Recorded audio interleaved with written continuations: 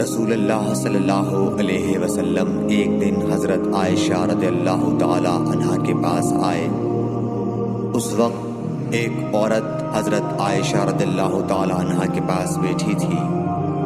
آپ صلی اللہ علیہ وسلم نے دریافت کیا، یہ کون ہے؟ عرض کیا، فلاں عورت، اور اس کی نماز کے اشتیاق اور پابندی کا ذکر کیا۔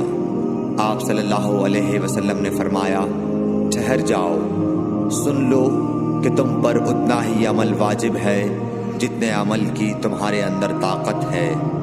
اللہ کی قسم، ثواب دینے سے اللہ نہیں اکتاتا، مگر تم عمل کرتے کرتے اکتا جاؤ گے، اور اللہ کو دین کا وہی عمل زیادہ پسند ہے جس کی ہمیشہ پابندی کی جا سکے، اور انسان بغیر اکتائے اسے انجام دے۔